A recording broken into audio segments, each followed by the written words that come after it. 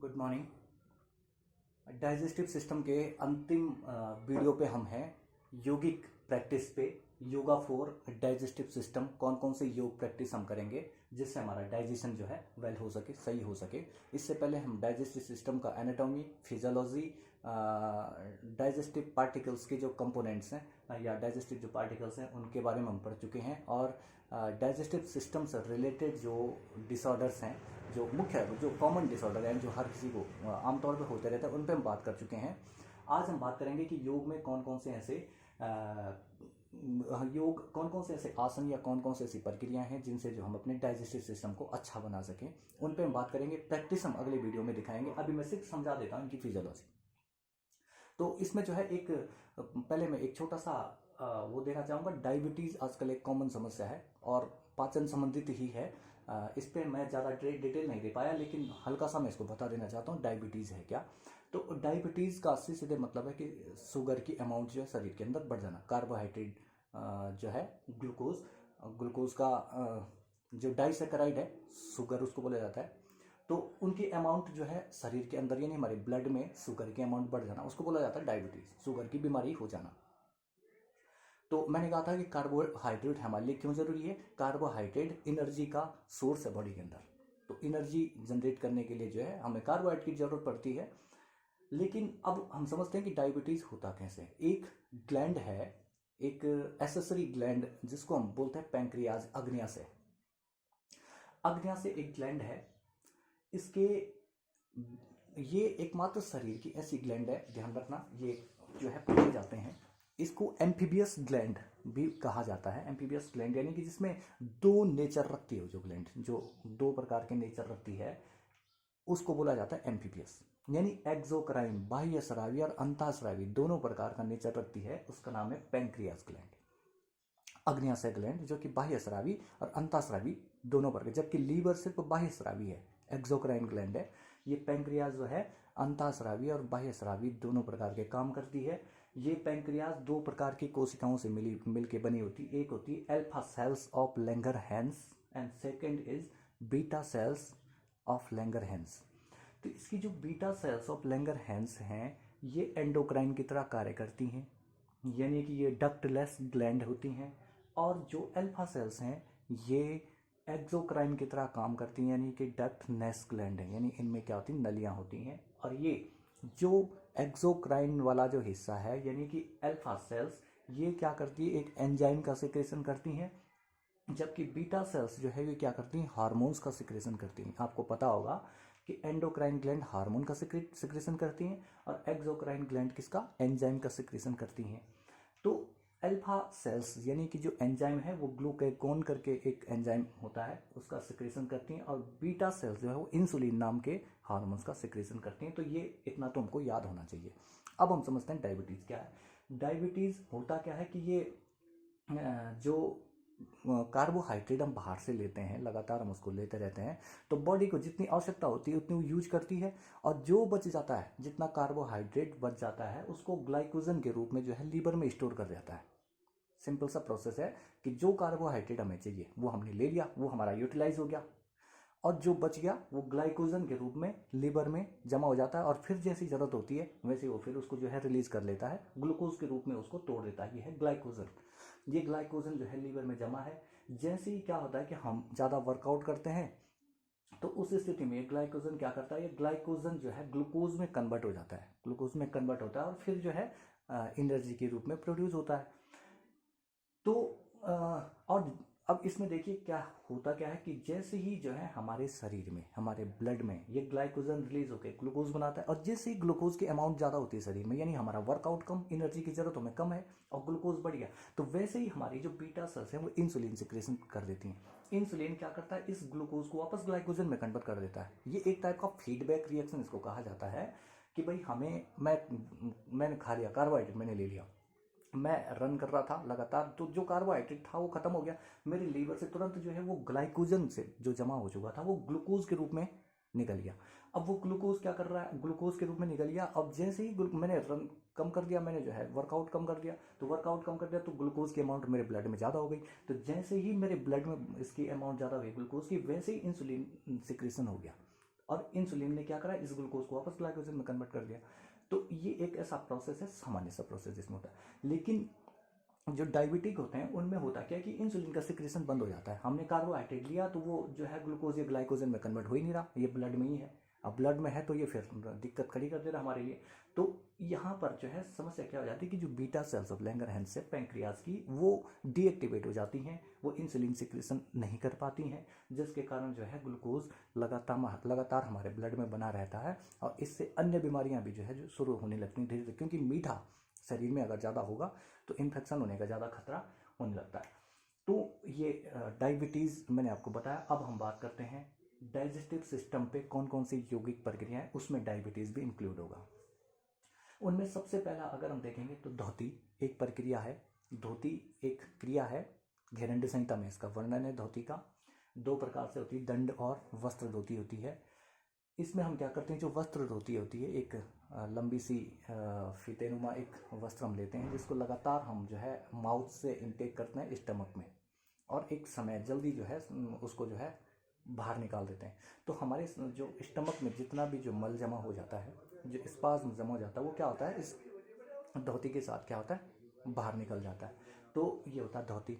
दूसरा क्या होता है, दंड होता है। दंड में हम क्या करते हैं, एक रबड़ का बना हुआ कैथेटर होता है, उसको हम जो है अपने एलिमेंट्री कैनाल के थ्रू जो है स्टमक में डालते हैं, और स्टमक में हम पहले जो है उसमें पानी भर देते हैं, पानी पी लेते हैं, उसके बाद उसके थ्रू हम उस पानी को बाहर निकाल देते हैं। यानी कि हमारा जो अपर एब्डोमेन है उसका प्रक्षालन हो जाता है, वो साफ हो जाता है। ऊपर वाला जो भी स्पाज्म उस पर जमा हो गया था, जो जिस चीज़ को हम डाइजेस्ट नहीं कर पाए उसको कर लेता है। तो धोती क्रिया है।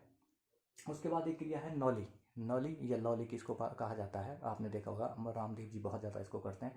तो उसमें क्या करते हैं कि हम जो अपना एब्डोमिनल वाला एरिया है, यानी पेट वाला जो एरिया, उसको चारों दिशाओं में घुमाते हैं। चारों दिशाओं में घुमाने से क्या होता है कि अंदर की जितने भी डाइजेस्टिव ऑर्गेनेल्स हैं, जितने भी अंग हमारे डाइजेस्टिव तंत्र के अंदर हैं, वो उन सब की मसाज हो जाती है, अच्छे से हो जाती है। कोई सेल अगर डीएक्टिवेट हो रखी है या कोई सेल अगर फंक्शनिंग में नहीं है तो वो क्या होती है, फंक्शनिंग में आ जाती है। अब जैसे हमारा पैंक्रियाज ही, अगर पैंक्रियाज की कोई सेल डैमेज हो रही है तो वो क्या करती है, नौली से जो है उसको अच्छे से हिला के उसकी मसाज हो जाती है।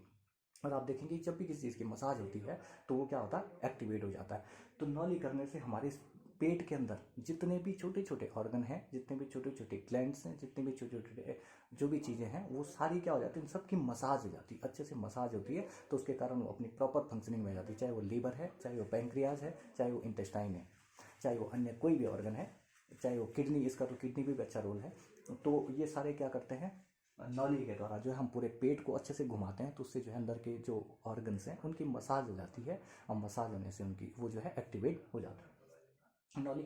अगर हम आसन की बात करें तो आसन तो लगभग सारे आसन काम करेंगे डाइजेस्टिव सिस्टम पे, क्योंकि सारे आसन ऐसे हैं जो किसी न किसी तरीके से डाइजेशन में काम करते हैं। तो इसमें हम सबसे पहले वज्रासन।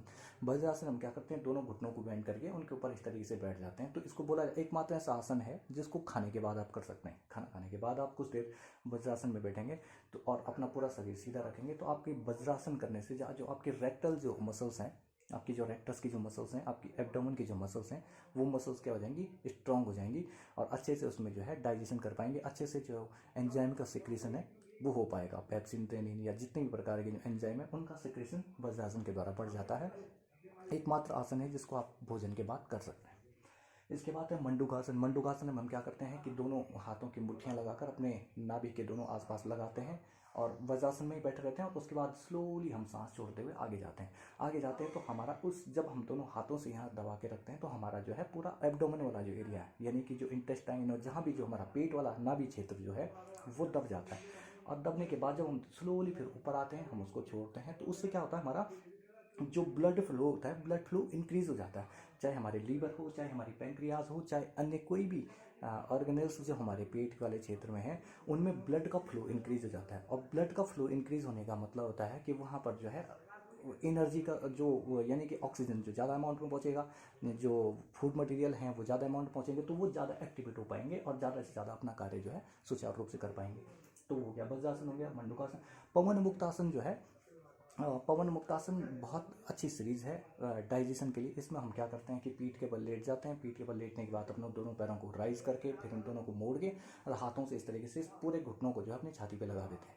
तो इससे आप देखेंगे तो हमारा जो एब्डोमेन वाला एरिया है पूरी तरीके से दब जाता है। और जब हम स्लोली फिर इसको छोड़ते हैं तो छोड़ते समय क्या होता है, तो ब्लड फ्लो इंक्रीज हो जाता है, दूसरा पेट के जो ऑर्गेनल्स उनकी मसाज हो जाती है, और तीसरा जो भी फूड मटेरियल अगर कहीं हमारे बॉडी के अंदर हमारे एलिमेंट्री कैनाल में फंसा हुआ तो वो जो है स्लोली आगे निकल जाता है। गैस जो बन रही है वो गैस जो है इजीली जो है पास हो जाती है। तो पवन मुक्तासन जो है डाइजेस्टिव सिस्टम के लिए बहुत अच्छा आसन है। नौकासन हो गया, नौकासन में पीठ के बल लेटे रहते हैं और ऊपर से जो हमारा अपर और लोअर एरिया दोनों को और राइज कर देते हैं, और सिर्फ हमारा हिप्स वाला और जो लोअर बैक है वो हमारा जो है ज़मीन पे होता है। तो उस समय भी आप देखेंगे तो आपके पेट वाले क्षेत्र में जो है बहुत दबाव बढ़ जाता है। उस दबाव के कारण क्या होता है, जब आप फिर रिलैक्स होते हैं तो फिर ब्लड फ्लो वहाँ पर इंक्रीज हो जाता है और जो अंदर की जो मसल्स हैं उन पे जो है उनकी अच्छे से मसाज हो जाती है। तो ये नौकासन है। और कपालभाति, कपालभाति जो है एक क्रिया है, गहन संहिता का वर्णन है 60 क्रियाओं में कपालभाति का। कपालभाति में हम लगातार क्या करते हैं, एक रिदमिक एक्सेलेशन हम उसमें करते हैं। तो उसमें हमारी जो एब्डोमिनल जो मसल्स हैं लगातार हम उसको इन करते हैं। इन करने से क्या होता है कि हमारा एक तो जो बॉडी के अंदर जो अननेसेसरी मटेरियल है वो अननेसेसरी मटेरियल जो एक्सक्रीट हो जाता है और हमारी जो एब्डोमिनल जो मसल्स हैं उनकी अच्छे से मसाज हो जाती है। तो ये बहुत बहुत वैसे तो सारे हैं, जितने भी आप करोगे तो एब्डोमेन का कोई ना कोई असर है, लेकिन ये वो आसन वो क्रिया हमने बताई हैं जिनका डायरेक्ट है। अगर आपको डाइजेशन रिलेटेड, चाहे आपको एसिडिटी है, चाहे आपको इंडाइजेशन है, चाहे आपको पाइल्स है, चाहे और इस तरह की कोई भी समस्या जो इंडाइजेशन के कारण होती है, आप ये कॉमन सी प्रक्रिया अगर आप करते हो लगातार 1 हफ्ते में आपको इसका रिजल्ट मिलना शुरू हो जाएगा। अगर पेट के एरिया में आपका फैट जमा हो रहा है तो उन लोगों के लिए जिनका मोटापा बढ़ जाता है, फैट जमा हो रहा है एब्डोमिनल एरिया में या हिप्स एरिया में, तो इन आसनास को करने से जो है वो भी धीरे धीरे आपका रिलीज होने लगेगा। लेकिन कंटिन्यूटी आप में होनी चाहिए, ये नहीं कि एक दिन कर दिया तो 4 दिन तक किया नहीं है, बोला जी कुछ हो नहीं रहा। तो लगातार इनको करिए। इसमें भी जो है अगर आप डायबिटीज़ की बात करें तो डायबिटीज़ पैंक्रियाज ग्लैंड को स्टिमुलेट करना है। पैंक्रियाज ग्लैंड हमारी लेफ्ट साइड में है एब्डोमिन के लेफ्ट साइड में। इसमें त्रिकोणासन हो गया। त्रिकोणासन में हम क्या करते हैं, लेफ्ट राइट हम जो है एब्डोमेन को घुमाते हैं। उसके बाद उष्टासन तो हम पहले बता ही चुके हैं। उष्टासन में क्या करते हैं, हम पहले वज्रासन में बैठे फिर पीछे रुक गए, तो उससे क्या होता है हमारे जो एब्डोमिनल एरिया उसके अच्छे से मसाज होगी और जो पैंक्रियाज ग्लैंड वो भी स्टिमुलेट होगी। वज्रासन हम बता ही चुके हैं, वज्रासन बता चुके हैं। गौमुखासन एक जो है बहुत इंपॉर्टेंट आसन है, किसके लिए, डायबिटीज़ के लिए। गौमुखासन में हम क्या करते हैं, एक थाइस को दूसरे थाई के ऊपर रख के जो है दोनों हाथों को पीछे की तरफ, ये बैक पेन के लिए भी हम इसका यूज करते हैं। लेकिन इसका जो सीधे सीधे जो है हमारी एब्डोमिनल मसाज क्या हो जाती है, स्ट्रेच हो जाती है। तो दोनों साइड करते हैं इसको, लेफ्ट भी राइट भी। तो यानी कि लेफ्ट और राइट में जो भी ऑर्गेनल्स हैं वो उनमें क्या हो जाता है, खिंचाव आता है और फिर हम उसको रिलैक्स करते हैं तो फिर वो रिलैक्स हो जाती है। तो ऐसे करने से लगातार उनमें उद्दीपन उत्पन्न होता है, जिसके कारण वो अपना सेक्रेशन इजीली जो है कर पाते हैं। मंडूकासन मैं बता ही चुका हूँ। डायबिटीज़ के लिए जो है, अगर सिर्फ डायबिटीज़ के लिए करना है तो उसके लिए आप मंडूकासन करिए, गौमुखासन करिए, वज्रासन करिए। ये 3 आसन पर्याप्त हैं। इसके अलावा कपालभाति और नौली, ये 5 प्रक्रियाएं जो है डायबिटीज़ के लिए बहुत हैं। और इसके अलावा जो है पेट से संबंधित समस्या, नून या अननून समस्या, उन सब के लिए आप ये 7 प्रक्रियाओं को अपनाइए। ज़रूर आपको बहुत जल्दी इनसे जो है रिजल्ट मिलना शुरू हो जाएगा। और इसके अलावा अगर कोई समस्या और भी है तो उसके लिए आप मुझे कमेंट कर सकते हैं, तो मैं कोशिश करूँगा उन पे आपको, इसके बाद मैं किसी दिन कोशिश करूँगा इन पे जो है प्रैक्टिस करके दिखाऊँगा ये 6-7 जो हमने प्रक्रियाएँ बताई हैं। तो इसके बाद नया सिस्टम हम शुरू करेंगे। तब तक के लिए थैंक यू।